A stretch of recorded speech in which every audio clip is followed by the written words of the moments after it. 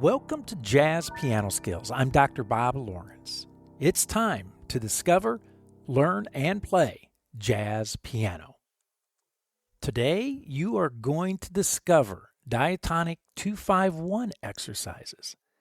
You're going to learn how to construct Diatonic II-V-I exercises, and you are going to play 8 Diatonic II-V-I exercises designed for developing jazz vocabulary. So as I always like to say, regardless of where you are in your jazz journey, a beginner, an intermediate player, or an advanced player, or even an experienced professional, you will find this Jazz Piano Skills podcast lesson exploring Diatonic II-V-I exercises to be very beneficial. If you are a new listener to the Jazz Piano Skills podcast, I want to invite you to become a Jazz Piano Skills member. Visit JazzPianoSkills.com to learn more about the jazz educational resources and services that are available for you to use. For example, the educational podcast packets, the illustrations, the lead sheets, and the play-alongs, the sequential jazz piano curriculum with interactive courses that use a self-paced format. There are online weekly masterclasses and a private jazz piano community. And unlimited private, personal, and of course, professional educational support. Again, visit JazzPianoSkills.com to learn more about activating your membership. If you have any questions, let me know. I'm always happy to help you in any way that I can. Okay, let's discover, learn, and play jazz piano. Today, we wrap up our series on diatonic exercises, at least for now. We will definitely circle the wagons back around to explore more diatonic exercises in the future. You can count on it. But for now, we will conclude the initial introduction to intentional diatonic exercises. 2 weeks ago, I introduced the diatonic harmonic exercises, and last week, I presented to you some diatonic melodic exercises. Well, today, we are going to take it a step further and construct some very useful Diatonic II-V-I exercises. Before we go any further, I want to take a moment, as I did in the last 2 podcast episodes, and make sure that everyone understands what the word diatonic implies. The word diatonic simply means that we are going to use only the notes found within the scale, within the key. No chromaticism. No notes outside of the scale. So the notes C, D, E, F, G, A, and B are the diatonic notes for the key of C major, or the C major scale. That's it. That's what the word diatonic is referencing. The 7 notes of any given major or minor scale. Okay, today I am going to share with you 8 Diatonic II-V-I exercises that I used and I continue to use for developing jazz vocabulary to use when improvising. Now, these exercises, like the diatonic melodic exercises that I introduced last week, will help you develop better linear technique, better melodic ideas, which honestly, we all should be striving to do. So we have a lot to do today. We have a lot to discover, learn, and play. So let's dive in. As I did the last 2 weeks, I am going to be discussing and playing everything today in the key of C major. All exercises will use a 4-measure II-V-I progression. The 2 minor for measure 1, the 5 dominant in measure 2, and the 1 major for measures 3 and 4. And as I also did the last 2 weeks with the diatonic harmonic and diatonic melodic exercises, I'm going to be playing all exercises at a very relaxed tempo of 110. But before I play each exercise, I want to outline for you the formulaic approach I use to construct the Diatonic II-V-I exercises.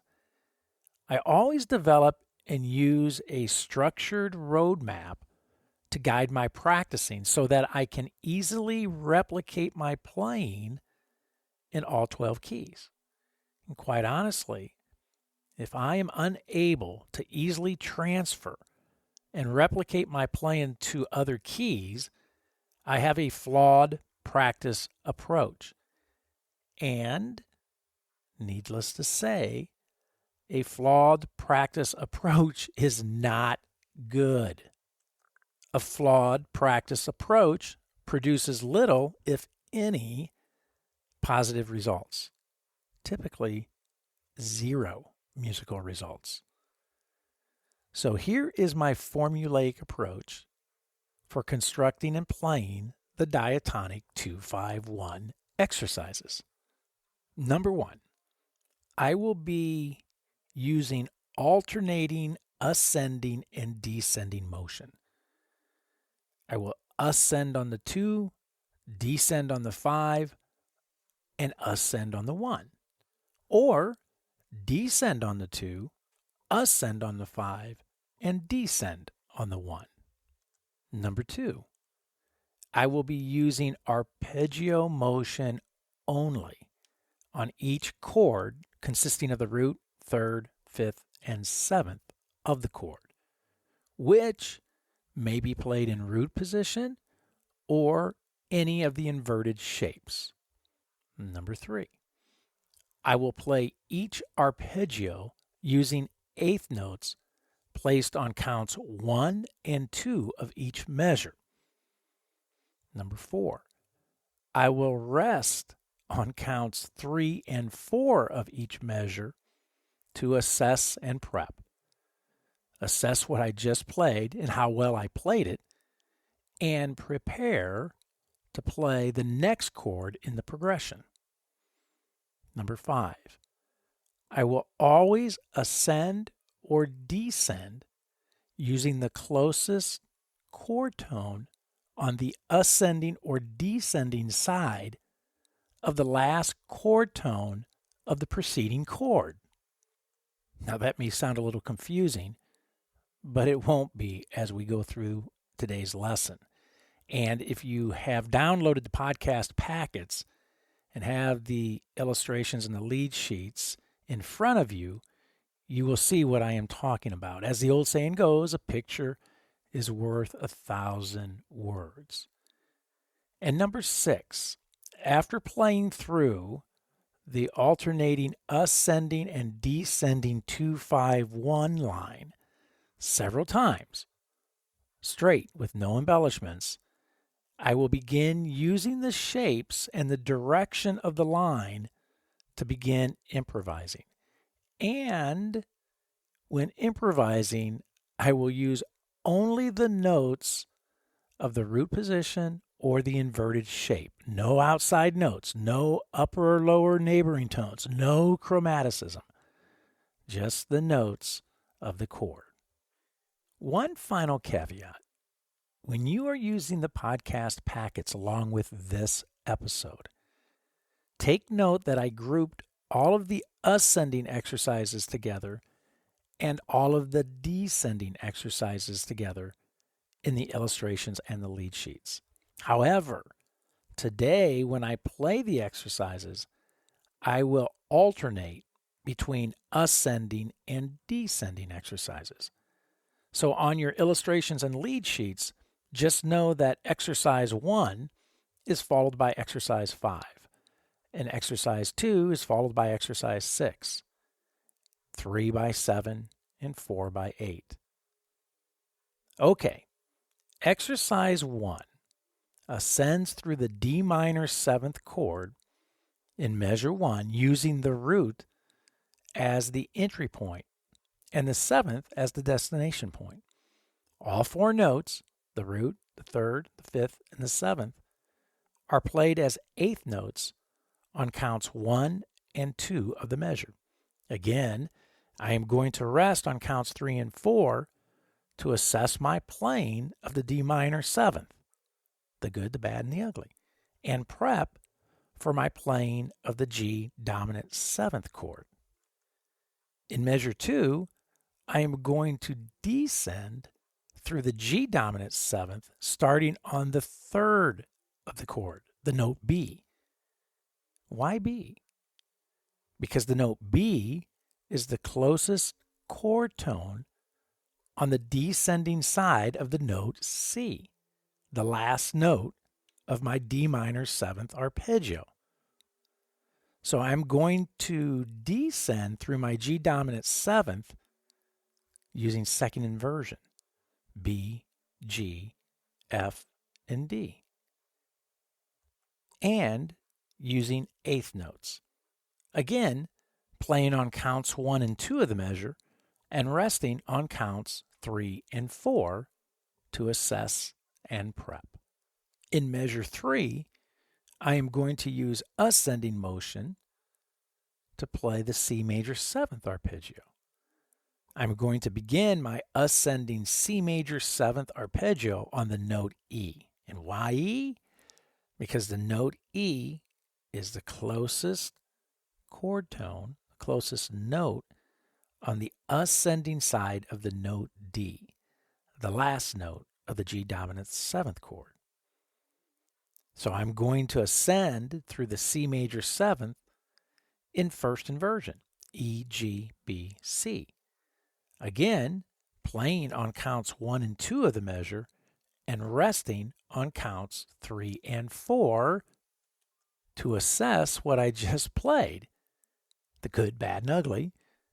And not only that, I'm going to rest for the entire fourth measure to assess my playing of the entire 2-5-1 melodic line. So what exactly am I assessing with these 2-count and 4-count periods of rest? Well, the same thing I was assessing in last week's podcast episode dealing with diatonic melodic exercises. Do I see the chords, the harmony, the 2, the 5, and the 1 melodically? And do I see the melodic line harmonically? Do I play each 4-note phrase with a proper jazz articulation and feel?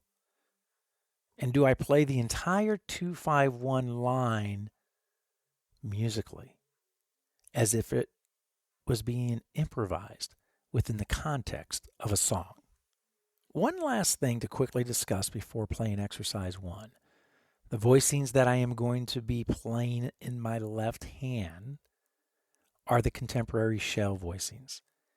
If you are unfamiliar with these voicings, check out my December 16th, 2019 podcast episode devoted entirely to the contemporary shell voicings. And check out the Diatonic Harmonic Exercises podcast episode from just 2 weeks ago, February 16th.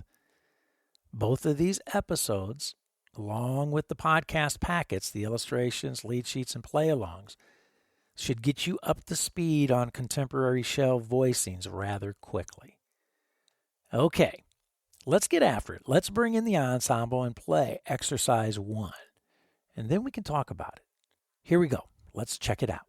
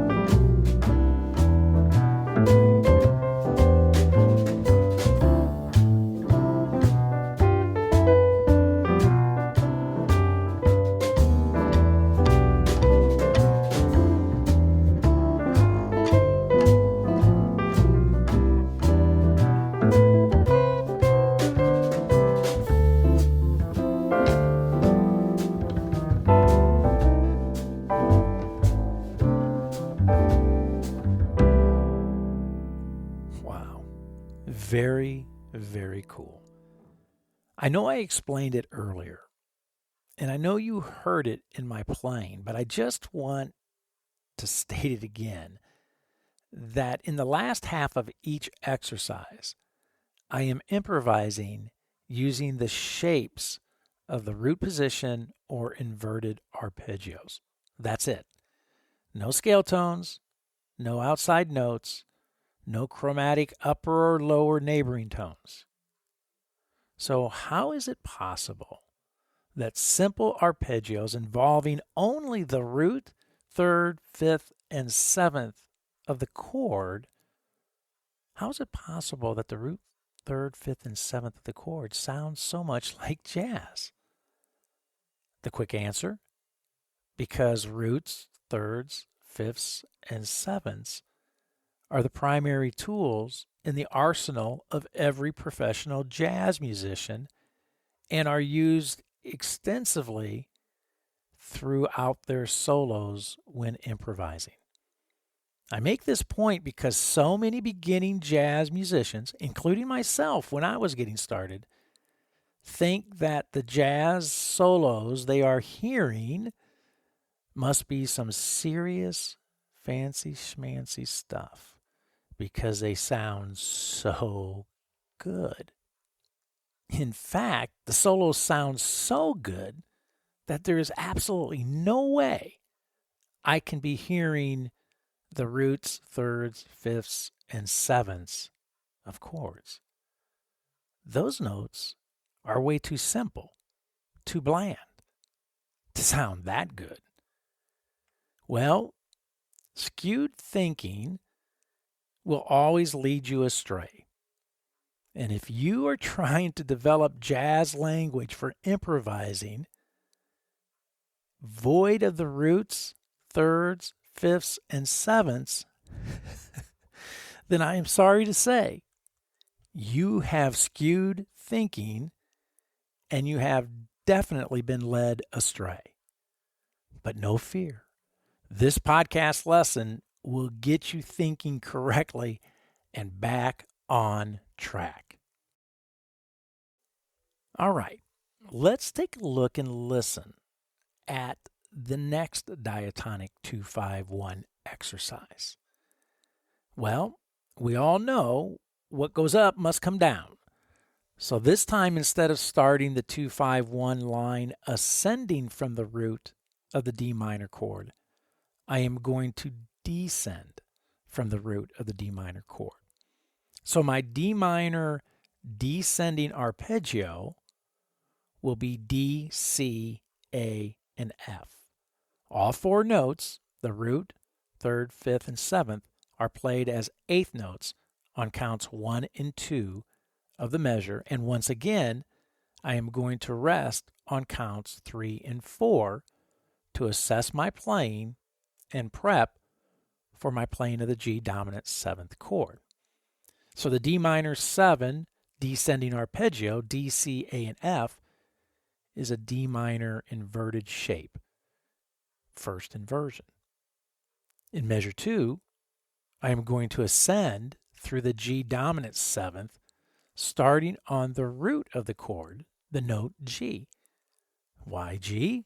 Because the note G is the closest chord tone on the ascending side of the note F, the last note of my descending D minor 7 arpeggio. So I am going to ascend through my G dominant 7th in root position, G, B, D, F, using eighth notes. Again, playing on counts 1 and 2 of the measure and resting on counts 3 and 4 to assess and prep. In measure 3, I am going to use descending motion to play the C major 7th arpeggio. I am going to begin my descending C major arpeggio on the note E. Why E?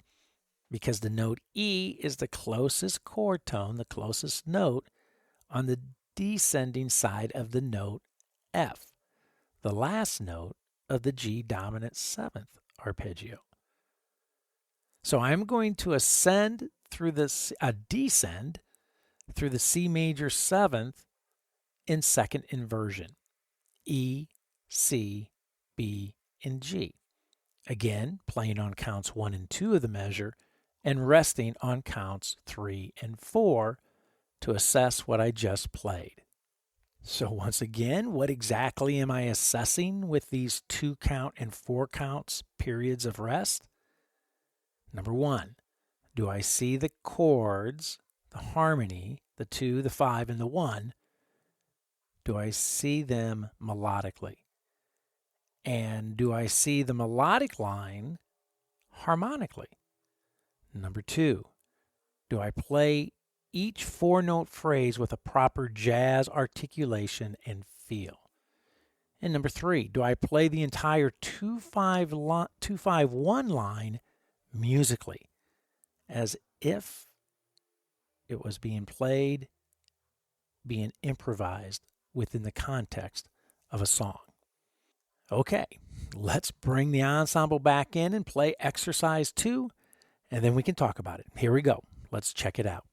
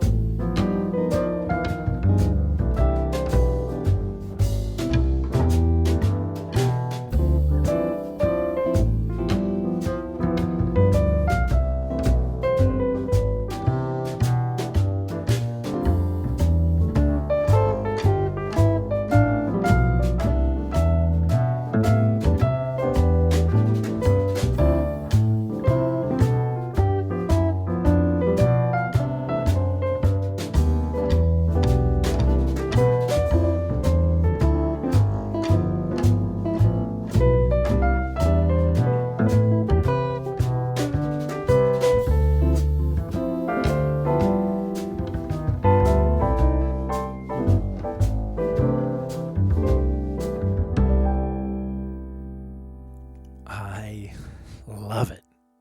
Such a great way to take our hands and ears to new places, to introduce them to new shapes and motions for the development of jazz vocabulary. My students hear me say this all of the time. Your hands and your ears can never go where they have never been. It's that simple. So one might ask, then how do I get my hands and my ears to go where they've never been? The answer, your hands and your ears must be escorted to new horizons. Escorted? Yes, escorted. By whom or by what? The answer, are you ready? Your intellect. Yes, it is your intellect that opens the door for your hands and ears to experience new improvisational possibilities. And that is precisely why I always say conceptual understanding drives your physical development. Conceptual understanding determines your physical development. For example, it is my conceptual understanding of jazz, of music, that allows me to create formulaic ways to practice the development of improvisational skills, which is exactly what we are doing today in this lesson. So let's continue with our formulaic ways and take a look at exercise 3. Now, the approach of launching from the root of the II chord, the D minor, using ascending and descending motion can be applied to the third as well. And that is exactly what we are going to do. The third of D minor is, of course, the note F. And once again, we will begin with ascending motion, F, A, C, D, which is a first inversion D minor shape. The G dominant shape will descend from the note B, because the note B is the closest chord tone on the descending side of the note D, which was the last note of our D minor arpeggio. Hopefully this approach is starting to make sense now. So the descending G dominant arpeggio, B, G, F, D, is a second inversion shape. I will ascend through the C major arpeggio launching from the note E, E, G, B, C, because the note E is the closest chord tone, C major chord tone, on the ascending side of the note D, which was the last note of our G dominant arpeggio. And once again, I will be assessing throughout the entire exercise. Do I see the chords, the harmony melodically? And do I see the melodic lines that I'm playing harmonically? Do I play each four-note phrase with a proper jazz articulation and feel? And do I play the entire 2-5-1 line musically as if I were improvising it within the context of a song? Okay, let's listen to exercise 3 and see what we think. Here we go. Let's check it out.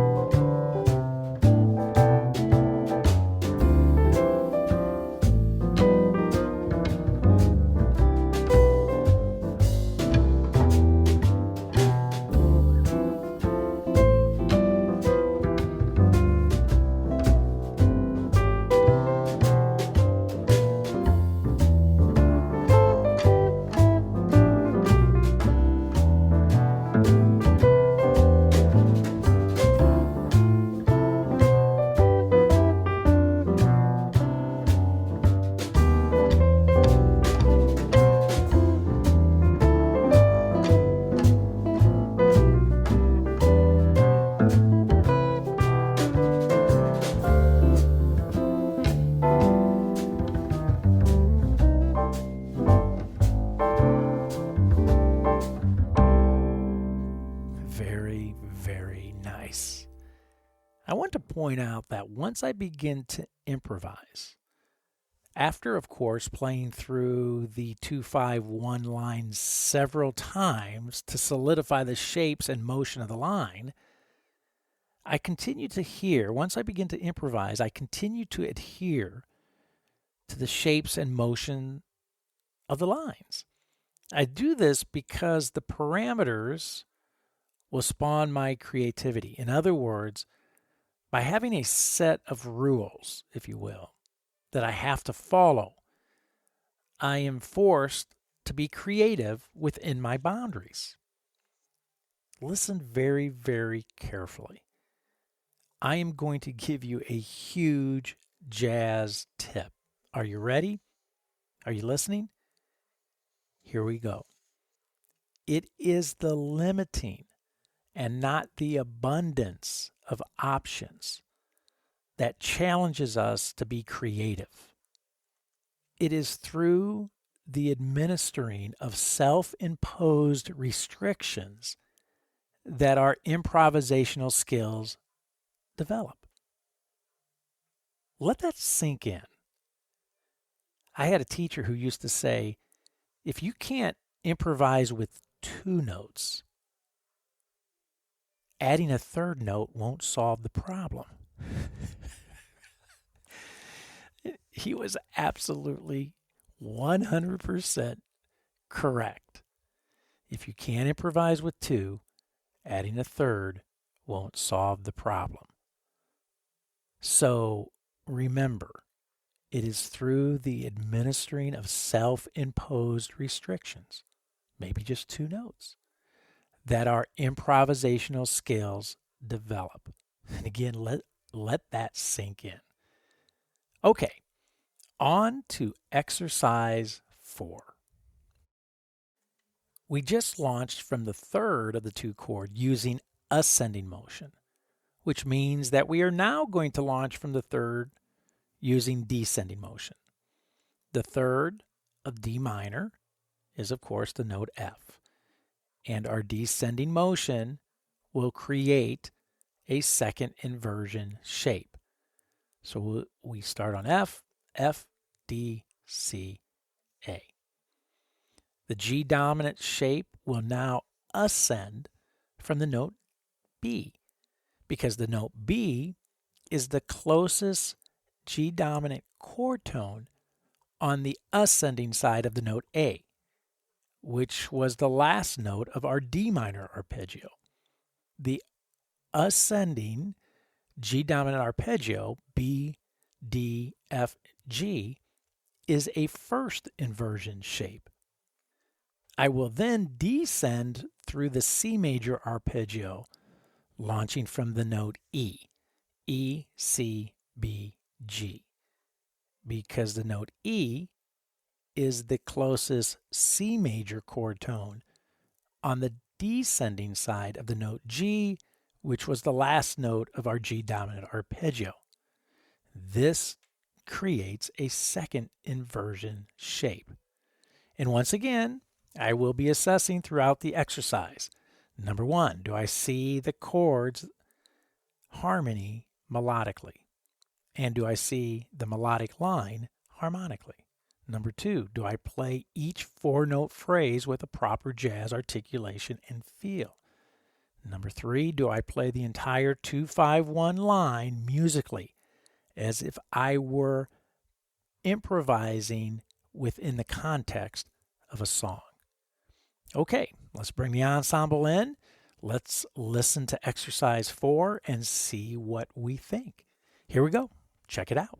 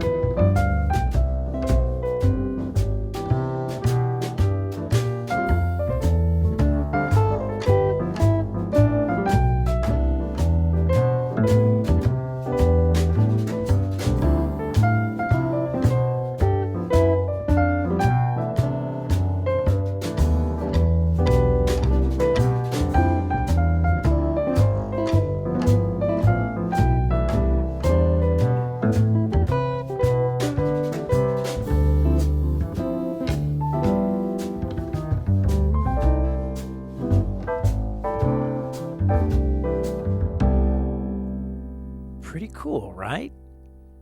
Here's another huge tip. If you do not have the podcast packets in front of you as you are listening to this lesson, then make sure you download and print them as soon as you can. The illustrations provide you tremendous worksheets for all 12 keys that will help you think, right? Your conceptual understanding will help you think through all of these arpeggio entry points, inverted shapes, and alternating ascending and descending motion. The lead sheets have all of the Diatonic II-V-I exercises that I'm playing today written out using traditional music notation, and again, in all 12 keys. And of course, I strongly suggest practicing with the play-alongs so you can not only get used to hearing these 2-5-1 lines in a musical context, you can develop your sense of time and feel as well. Invaluable tools indeed, so make sure you are using them. Okay, on to exercise 5. So far we have developed 2-5-1 lines launching from the root and the third of the minor 2 chord, the D minor, using ascending and descending motion. Now it's time to turn our attention to the 5th. The 5th of D minor is the note A, and our ascending motion will create a second inversion shape, A, C, D, and F. The G dominant shape will now descend from the note D, because the note D is the closest G dominant chord tone on the descending side of the note F, which was the last note of our D minor arpeggio. The descending G dominant arpeggio, D, B, G, F, is a third inversion shape. I will then ascend through the C major arpeggio, launching from the note G, G, B, C, E, because the note G is the closest C major chord tone on the ascending side of the note F, which was the last note of our G dominant arpeggio. And this creates a second inversion shape. And as always, I will be assessing throughout the entire exercise. Do I see the chords, the harmony, melodically? And do I see the melodic line harmonically? Do I play each 4-note phrase with a proper jazz articulation and feel?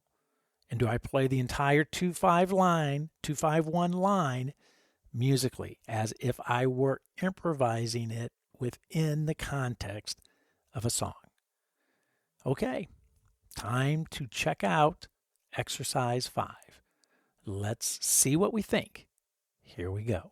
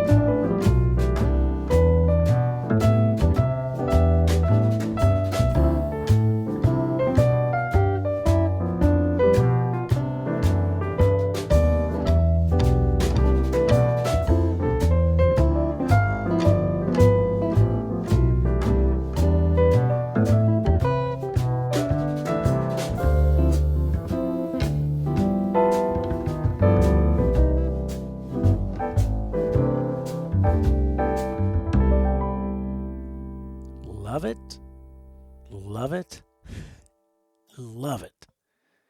Well, what goes up, as you hear me say all the time, what goes up must come down.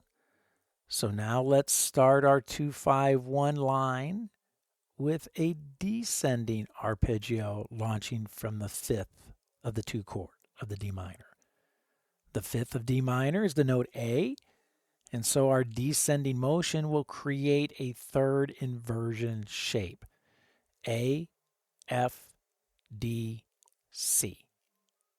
The G dominant shape will now ascend from the note D, because the note D, you can probably say this with me by now, is the closest G dominant chord tone on the ascending side of the note C, which was the last note of our D minor arpeggio. The ascending G dominant arpeggio, D, F, G, B, is a second inversion shape. I will then descend through the C major arpeggio, launching from the note G, G, E, C, B, because the note G is the closest C major chord tone on the descending side of the note B, which was the last note of our G dominant arpeggio. This creates a third inversion shape.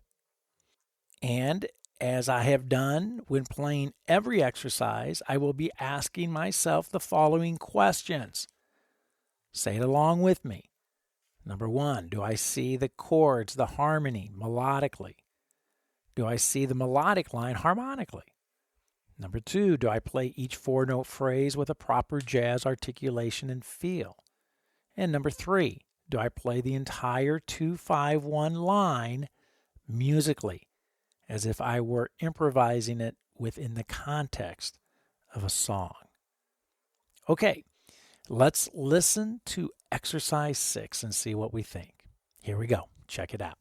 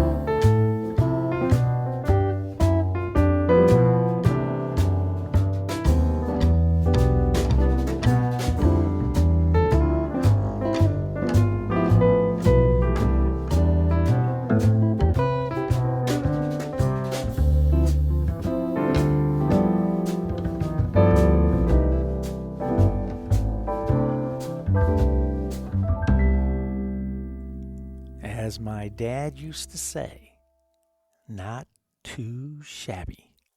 And I would have to agree. So we now have played the Diatonic II-V-I exercises using alternating ascending and descending arpeggio motion, launching from the root, third, and fifth. Now it's on to the seventh.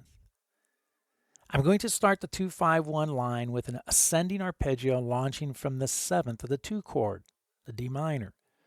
The seventh of D minor is the note C, and our ascending motion will create a third inversion shape, C, D, F, and A.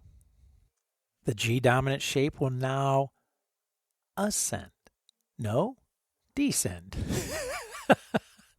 It's hard to keep track of all this.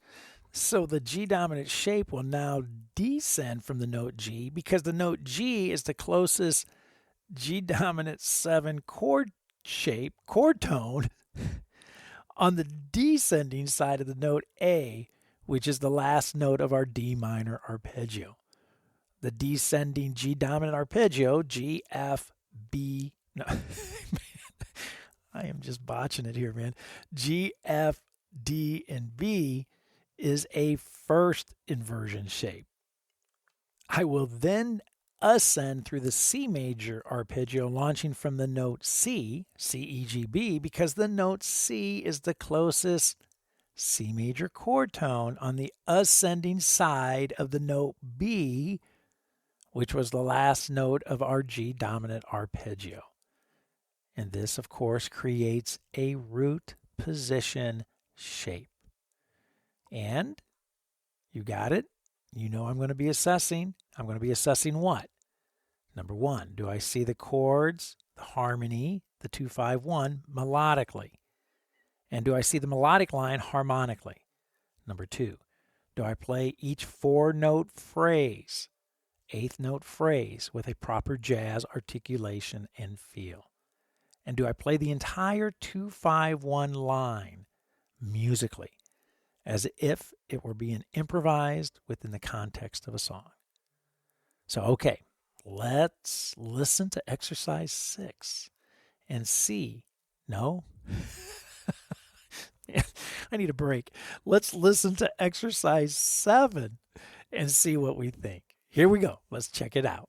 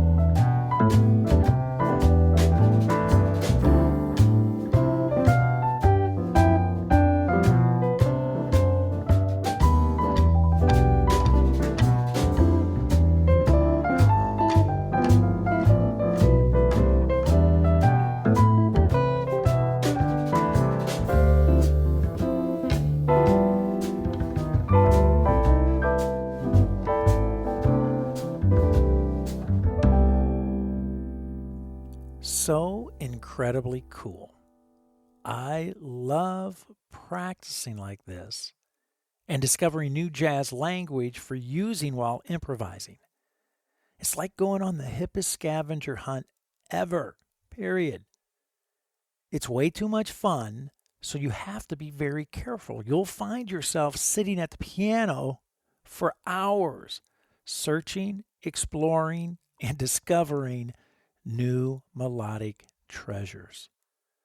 Now, it's important for me to point out that today I am using arpeggio motion only. I could use scale motion only. I could use combinations of arpeggio and scale motion. I could have used ascending, descending motion over the 2-5-1, or descending, ascending motion, or descending, ascending motion, and so on. You get the point. You see, so many ways to be creative within our set limitations, our parameters, our self-imposed guidelines. Okay. So now let's take a look and listen to the final exercise for today.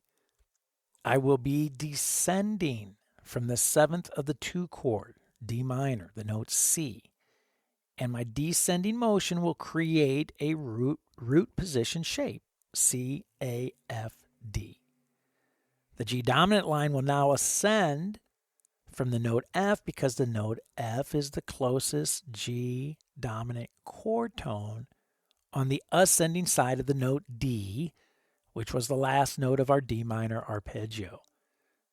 The ascending G dominant arpeggio, F, G, B, and D, is a third inversion shape. I will then descend through the C major arpeggio, launching from the note C, C, B, G, E. Because the note C is the closest C major chord tone on the descending side of the note D, which was the last note of our G dominant arpeggio. And this creates a first inversion shape. And of course, you know I'm going to be playing the exercise and doing the following assessment. Number one, do I see the chords, the harmony melodically? And do I see the melodic line harmonically? Number two, do I play each 4-note phrase, 8th note phrase with a proper jazz articulation and feel? And do I play the entire 2-5-1 line musically as if it were being improvised within the context of a song? Okay, let's listen to exercise 8 and see what we think. Here we go. Check it out.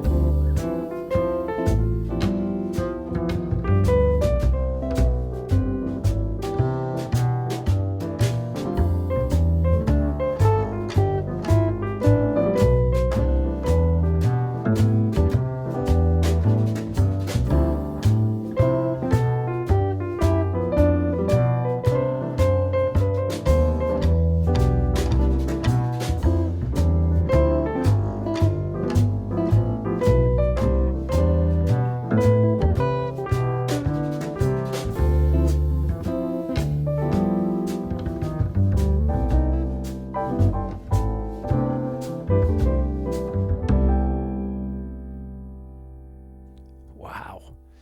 We certainly covered a ton of ground today.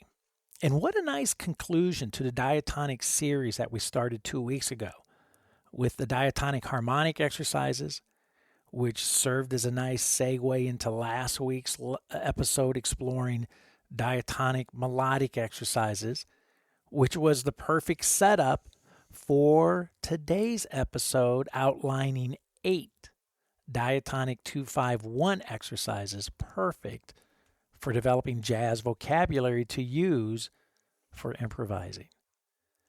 Definitely a packed lesson today, as they all are. I cannot stress enough, however, the importance to practice these diatonic II-V-I exercises regularly, especially if you are serious about developing jazz improvisational skills. Well, I hope you have found this Jazz Piano Skills podcast lesson exploring diatonic II-V-I exercises to be insightful and, of course, beneficial. Don't forget, if you are a Jazz Piano Skills member, I will see you online Thursday evening at the Jazz Piano Skills Masterclass, 8 p.m. Central Time, to discuss this podcast episode lesson, exploring the diatonic II-V-I exercises in greater detail, and of course to answer any questions that you may have about the study of jazz in general. Also, as a Jazz Piano Skills member, be sure to use the educational podcast packets for this podcast lesson and the Jazz Piano Skills courses to maximize your musical growth. Likewise, make sure you are an active participant in the Jazz Piano Skills community. Get involved, contribute to the various forums, and most importantly, make some new jazz piano friends.